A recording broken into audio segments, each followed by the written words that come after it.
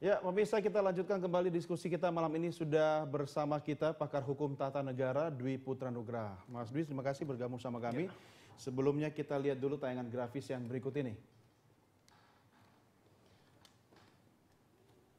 Ya, dari sila keempat kerakyatan yang dipimpin oleh hikmat kebijaksanaan dalam permusyawaratan perwakilan, ini disebutkan bahwa memang pilkada Undang-undang pilkada tidak bertentangan dengan Pancasila dan Undang-Undang Dasar 45. Dan ada pasal 18 poin 4 Undang-Undang Dasar 45 amandemen menyebutkan bahwa gubernur, bupati, dan wali kota masing-masing sebagai kepala daerah, provinsi, kabupaten, dan kota dipilih secara demokratis.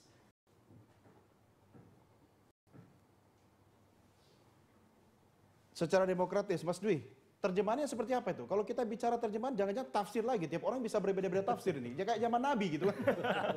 Ya, kalau misalnya memang secara demokratis yang kita memang sudah lihat bahwa bersama gitu ya, baik langsung ataupun tidak langsung itu sebenarnya demokratis. Gitu. Jadi mau elect atau bahkan dia ditunjuk appointed itu juga termasuk demokratis gitu.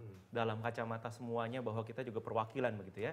Tetapi ya memang yang berwenang sekali lagi the sole interpreter of constitution di Indonesia hanya Mahkamah Konstitusi. Jadi mau yang menginterpretasikan itu bahkan setengah dewa begitu, itu tidak sah dalam kacamata hukum. Yang sah, yang menjadi valid hanya 9 hakim itu yang menerjemahkan. Mahkamah Konstitusi. Jadi semuanya itu nanti diserahkan kepada Mahkamah Konstitusi. Betul, ya. Mana yang dianggap sebagai demokratis. Betul. Seperti itu. Walaupun sekali lagi dalam beberapa kali putusannya itu semuanya kan ada mereka menyerahkan ada begitu ya. Itu open legal policy, kebijakan hukum terbuka. Jadi silakanlah parlemen dalam hal ini DPR itu mengartikannya apa begitu. Atau bisa saja begini Pak Marwarar. Ini tergantung 9 hakim MK yang menerjemahkan atau menafsirkan. Ketika orang lain menafsirkan tidak sesuai, kita hanya percaya pada tafsiran hakim MK. Kalau begitu caranya, ngapain capek-capek bikin undang-undang lewat DPR?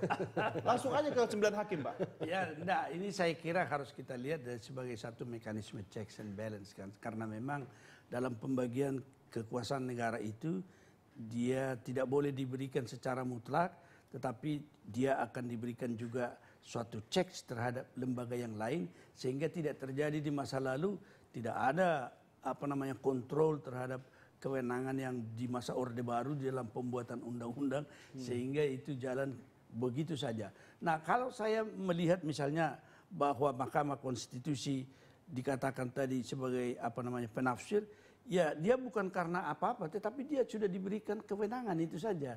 Bahwa itu bisa salah, itu pasti bisa saja salah. Nah, dalam proses penafsirannya Pak Marwarar, ini landasan apa biasanya yang digunakan dalam proses menafsirkan bahwa ini sesuai dengan konstitusi atau tidak sesuai dengan konstitusi dalam artian yang terjadi saat ini? Ya, ini sangat menarik sebenarnya. Saya pikir ada juga pertanyaan dari anggota DPR pernah kepada kita, bagaimana sih Mahkamah Konstitusi menemukan arti daripada konstitusi itu? Saya kira di seluruh dunia, baik Mahkamah Agung di Amerika maupun MK seperti yang kita lalui di sini, di dalam ilmu hukum ada juga persamaan yang terjadi bahwa hakim itu memang harus menemukan hukum itu. Itu yang disebutkan teorinya Pak Paul Scholten itu, Rechtsfinding itu dulu itu sudah ada 3, yaitu melalui interpretasi, melalui konstruksi, dan juga melalui penghalusan hukum. Tetapi sebenarnya di dalam hal ini, kalau misalnya pembuat undang-undang menafsir sesuatu untuk membuat satu undang-undang baru, dia menemukan itu sebenarnya di dalam apa yang dikatakan sekarang pembentukan peraturan perundang-undangan itu, dia harus membuat satu naskah akademis dengan mana dia akan membuat satu kajian apa yang disebutkan menemukan apa itu yang dimaksud makna filosofis, sosiologis dan juridis. Itu sebenarnya merupakan bagian daripada satu konstitusi atau hukum, bahwa ada 3 unsur yang harus ada di setiap hukum atau norma itu, yaitu apa yang disebutkan keadilan, kepastian maupun manfaat. Itu secara dinamis oleh hakim akan ditemukan dalam konteks tertentu.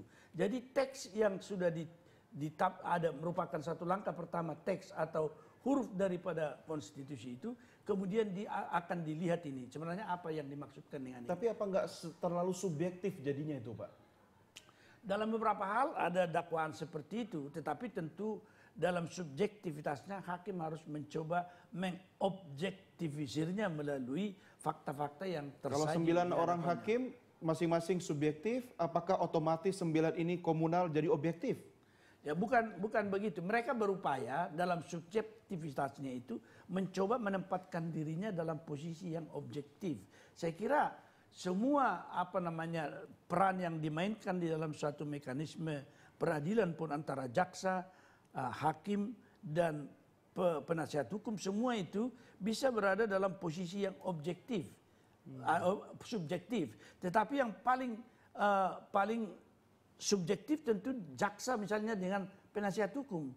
Tetapi hakim akan mencoba menetralisir itu dalam suatu objektivisme yang bisa digali dari kedua posisi yang bertentangan. Mas Dwi, ini kalau kita bicara tadi Anda mengatakan bahwa Mahkamah Konstitusi lah yang punya hak akhir untuk menafsirkan sebuah undang-undang, apakah ini sesuai dengan konstitusi atau tidak. Tapi saya bicara bahwa Anda sebagai seorang pakar hukum tata negara, apakah undang-undang pilkada yang sekarang dilangsungkan diputuskan berlangsung tidak berlangsung tidak langsung. ini Asik juga ngomongnya ya. Ini menurut Anda sebagai pakar hukum, apakah ini sebetulnya sudah sesuai dengan konstitusi?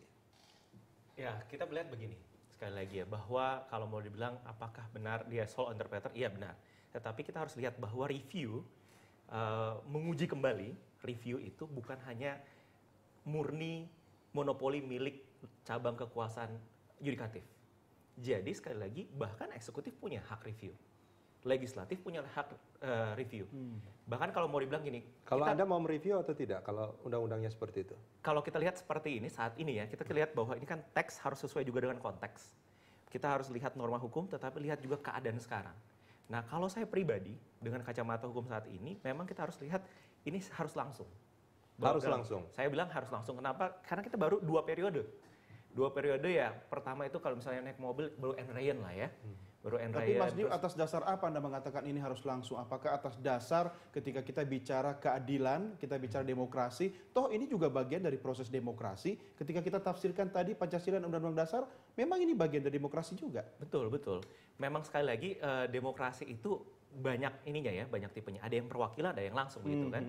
Tetapi sekali lagi kita lihat, saya tadi katakan ada teks, ada konteks. Kita lihat kontekstual masyarakat seperti saat ini.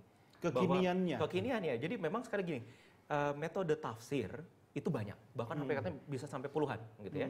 Nah salah satu yang paling sering disebutkan bahwa kita harus melihat original intent. Harus lihat bahwa the framers of constitution pada saat itu mikirin apa. Apa yang terjadi pergelutan atau manifestasi bahwa buah pikirnya itu mengejawantakannya menjadi norma hukum seperti itu, apa yang terjadi dibilang itu. Tetapi sekali lagi bukan satu-satunya, bukan metode itu saja. Berarti, bahkan dalam kekiniannya, konteks sekarang ini kan sudah jauh nih, udah lama kita reformasi. Dalam konteks kekiniannya seperti apa gitu. Jadi sekali lagi kalau mau dibilang, bahkan yang MK the sole interpreter dulunya bisa bilang A, sekarang bisa bilang B. Kayak dulu katanya disebutkan bahwa MK punya kewenangan untuk mengadili sengketa pilkada begitu. Tetapi ternyata tidak menjadi. Dibilang akhirnya tidak menjadi haknya lagi. Kalau saya sempat mengatakan sama mahasiswa saya, ini kayak kita makan yang sesuatu yang haram, ya. Tapi pertama dibilang halal nih, tapi udah kenyang, baru bilang haram. Baru bilang haram. Gitu. Wah ini jadi kan sudah bahaya, makan. kan?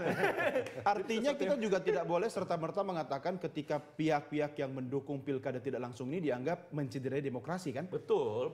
Tetapi sekali lagi sekarang gini, kita lihat tidak mengatakan bahwa ini sekali lagi ini halal dan haram gitu. Ini bahwa salah, ini benar. Tetapi lihat sekarang bahwa rakyat butuh apa. Sebelum haram kita makan dulu. Kita break dulu, kita kembali di segmen berikutnya. Pemirsa tetap bersama kami segera kembali.